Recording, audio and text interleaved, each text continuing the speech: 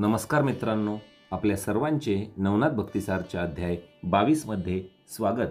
श्रोतेहो, आपण मागील अध्यायात पाहिले की आता गोरक्षनाथ हे मच्छिनाथांना घेऊन ते श्रीराज्यातून निघालेले आहेत. तर अध्यायाला पुढे सुरुवात करूया. त्यांचा जो पुढचा प्रवास आहे तो देखील आपल्यासाठी अतिशय महत्त्वाचा असणार आहे. मच्छिंद्रनाथ व मेननाथास घेऊन गोरक्षनाथ गेल्यावर उपरीचर वसू शोकाकुल मैनाकिनीस महालात घेऊन गेले व तिला धीर देत म्हणाले, बाई ग, धैर्य धर, सावध हो.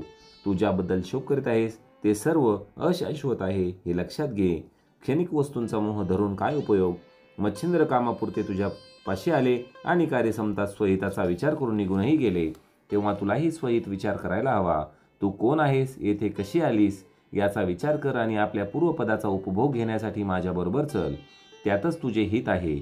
तू माझ्या ऐकून सिंहलद्वीपास आली तर 12 वर्षांनी मच्छिंद्रनाथ, गोरक्षनाथ आणि मेननाथांच्या भेटीची तुझी इच्छा मी नक्की पूर्ण करील असे तुला वचन देतो. ते ऐकून मैनाकिनीस खूप बरे वाटले. मग वसूच्या सांगण्यावरून तिने दैर्भामा नावाच्या आपल्याच एका कर्तबगार दासीला श्रीराज्याच्या गादीवर बसवले आणि स्वर्गात जाण्यासाठी सर्वांचा निरोप घेतला. मैनाकिनीला सिंहलद्वीपास पोहोचती करून वसू उपरीचर वसू हे आपल्या स्वस्थानी गेले. इकडे मेननाथ आणि मच्छिंद्र यांच्यासह श्रीराज्यातून निघालेले गोरक्षनाथ मजल दर मजल करीत गौडबंगालमध्ये प्रवेशले. फिरता फिरता ते तिघे एका अमराईपाशी आले. येथेच गोरक्षनाथ व कानिपनाथांची प्रथम भेट झाली होती. या पूर्वस्मृती जाग्या होताच गोरक्षनाथांच्या डोळ्यात अश्रू तरळले. मेननाथांना खांद्यावरून खाली उतरवून त्यांनी त्या पवित्र स्थानाला कृतज्ञतेने नमस्कार केला. त्यावेळी त्याची अवस्था पाहून मच्छिनाथांनी त्यांना रडण्याचे कारण विचारले. तेव्हा गोरक्षनाथांनी त्यांना बद्रिकाश्रम सोडल्यापासून गुरुभेटीसाठी व्याकुळ होऊन तो कोठे कोठे भटकला, कोणकोणते क्लेश भोगले आणि त्या ठिकाणी त्यांना मच्छिंद्रनाथांचा ठाव ठिकाणा कसा कळला ते सविस्तर सांगितले. ती हकीकत ऐकून मच्छिनाथांना गोरक्षनाथांचे खूप कौतुक वाटले. त्यांनी गोरक्षनाथांना प्रेमाने कुरवाळले. मार्गामध्ये गोरक्षनाथांनी मच्छिंद्रनाथांना जालेंदर, मैनावती व गोपीचंद यांची कथा सांगितली. ते ऐकून मच्छिनाथांना गोपीचंदाचा इतका राग आला की गोपीचंदाचा नाश करण्यासाठी गोरक्षनाथांना बरोबर घेऊन त्यांनी सरळ हेलापट्टणचाच रस्ता धरला. तेथे ग्रामस्थांकडे चौकशी केली असता कानिपनाथांनी जालेंदरनाथांना वर काढण्याची व गोपीचंदाला जोगदीक्षा देऊन त्याचा पुत्र मुक्तचंद यास गादीवर बसवण्याची हकीकत कळवली. तेव्हा कुठे मच्छिनाथांचा राग शांत झाला.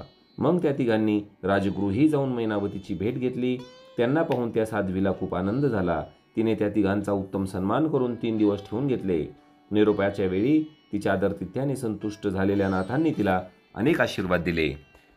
हेलापट्टणहून ते तिघेही नाथ प्रथम जगन्नाथपुरीला व तेथून पुढे सौराष्ट्रात गेले. सौराष्ट्र म्हणजे सोमनाथ, गुजरातमध्ये.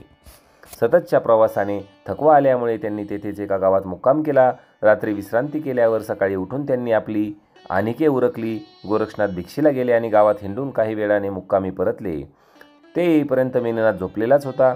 गोरक्षनाथांना आलेले पाहून मच्छिनाथांनी मेननाथाला उठवून एका बाजूला शौचास बसवले. थोड्या वेळाने ते गोरक्षनाथांना म्हणाले की मेननाथाचे आटोपले असेल तर तू त्याला नदीवर धुवून आण. गोरक्ष मेननाथापाशी गेले तेव्हा त्याने त्यांचे विष्ठेने माखलेले हातपाय पाहून त्यांना किळस आली. ते मनोमन चरफडले. म्हणाले, मच्छिंद्रसारख्या विरक्ताने पोराबाळांची पीडा कशाला बाळगावी. निसंगाला अशा उपाधी म्हणजे डोक्याला तापच. हा ताप आपणच घालवला पाहिजे. रागाच्या आवेशात मेननाथाला घेऊन गोरक्षनाथ नदीवर गेले आणि गुरुने याला धुवून आणायचे सांगितले आहे. मग आतून बाहेरून चांगलाच धुवून काढतो असे म्हणून त्यांनी खडगावर आपटून ठार केले. त्याचे कातडे काढून घेतले आणि त्याचे हाडे व मांस प्राण्यांना खायला घालून सरळ मुक्कामी परतले. मच्छिंद्रनाथ तेव्हा गावात गेले होते. गोरक्षनाथांनी मेननाथाचे कातडे उन्हात वाळत घातले. काही वेळाने मच्छिंद्रनाथ परत आल्यावर त्यांनी मेननाथ कुठे दिसत नाही अशी चौकशी करताच गोरक्षनाथ म्हणाले की आपल्या आज्ञेनुसार त्याला स्वच्छ करून बाहेर वाळत घातले आहे. ते ऐकून मच्छिंद्रनाथांना नवल वाटले. त्यांनी बाहेर जाऊन पाहिले. तेथे आपल्याच मुलाचे कातडे सुकत घातलेले पाहून त्यांना मोठा धक्का बसला. पुत्रशोकाने व्यथित होऊन त्यांनी मोठा आक्रोश केला. ते पाहून गोरक्षनाथ म्हणाले की गुरुजी, आत्मा अमर आहे ना, मग मेननाथासाठी इतका शोक कशाला. मेननाथाच्या देहातील ते आत्मतत्व अजर अचल आहे. त्याला कशानेही मरण येत नाही. त्या दृष्टीने मेननाथ काल होता व आत्ताही आहेच. तेव्हा स्वतःला आवरा. पण इतके समजावूनही काही उपयोग होत नाही हे पाहून गोरक्षनाथांनी संजीवनीचा जप करून मेननाथाला पुन्हा जिवंत केले. तेव्हा त्यांच्या छातीशी कवटाळून मच्छिनाथांनी त्यांचे मुके घेतले. दुसऱ्या दिवशी ते तिघे प्रवासात निघाले. तेव्हा गोरक्षनाथ म्हणाले की महाराज, आपण पराक्रमी आत्मज्ञानी व स्वसामर्थ्याने शेकडो मीननाथ उत्पन्न करू शकता. पण असे असूनही मीननाथाकरता तुम्हाला इतका विलाप करताना पाहून मला धक्का बसला. तुम्ही असे का केले? यावर मच्छनाथ म्हणाले की गोरक्षा, मी तुझा गुरु आहे हे लक्षात घे. माझ्यावर मोह, ममता इत्यादी विकारांचे किती प्राबल्य आहे हे जोखण्यासाठी तू मीननाथाला मारून माझी परीक्षा घेतली. तेव्हा तुला स्वतःला शाश्वत अशाश्वताचा सम्यक बोध झाला आहे किंवा नाही, तुझे लक्ष लक्षाच्या ठिकाणी आहे किंवा नाही, ते पाहण्यासाठी मी मुद्दाम आक्रोश करीत होतो. त्या प्रसंगातून तू परमहंस असून पूर्ण निर्भय व सुखी आहेस हे माझ्या लक्षात आले. ते ऐकून गोरक्षनाथांना गहिवरून आले. त्यांनी मच्छनाथांची क्षमा मागून त्यांना साष्टांग वंदन केले.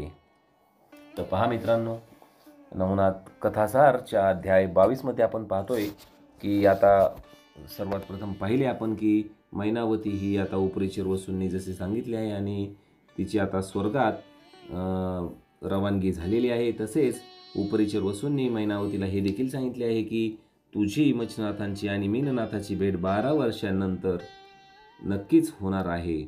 आणि असे आश्वासन दिल्यानंतर मैनावतीला देखील थोडेसे छान वाटलेले आहे आणि ती शापमुक्ती होऊन स्वर्गात गेलेली आहे. आणि इकडे पुढे मच्छनाथ आणि गोरक्षनाथांचा मीननाथाबरोबर प्रवास चालू आहे. गोरक्षनाथांनी मच्छनाथांची परीक्षा घेण्याचे ठरवले आहे आणि आपला जो पुत्र मच्छनाथांचा जो पुत्र आहे मीननाथ, याला त्यांनी मारलेले आहे आणि पाहिलेले आहे की आपल्या गुरूंचे किती प्रपंचातून लक्ष आहे किंवा नाही. आणि त्याचीच परीक्षा घेण्यासाठी मच्छनाथांनी देखील मुद्दाम आक्रोश केलेला आहे. आणि त्यांनी देखील पाहिले आहे की गोरक्षनाथाला शाश्वत अशाश्वताचा किती बोध झाला आहे. म्हणजे आपण थोडक्यात म्हणू शकतो की किती माणुसकी त्याच्या मनामध्ये आहे, याचीच परीक्षा मच्छनाथांनी देखील घेतलेली आहे. आणि शेवटी हे गोरक्षनाथांना समजताच की आपल्या गुरूंनीच आपली परीक्षा घेतली होती. त्यांनी त्यांना क्षमा मागितली आहे आणि साष्टांग वंदन केलेले आहे. तर अशा प्रकारे आपण या अध्यायात पाहिलेले आहे. पुढील जी कथा आहे ती आपण पुढील अध्यायात पाहणार आहोत. व्हिडिओ संपवताना एक छोटीशी विनंती करूशी वाटते की चॅनलवर नवीन असताल तर चॅनलला सबस्क्राईब करा आणि या मराठी भक्ती परिवाराचे सदस्य व्हा. आजचा दिवस अतिशय खास असणार आहे. नवनाथ भक्तीसारचे आपण आज जास्तीत जास्त अध्याय वाचण्याचा एक प्रयत्न करणार आहोत. त्यामुळे आपण 1-2 तासानंतर चॅनलवर या, भेट द्या. जे काही व्हिडिओ आलेले आहेत ते वाचा, ऐका, शेअर करा. भेटूया लवकरच पुढील व्हिडिओमध्ये. अलख निरंजन आदेश.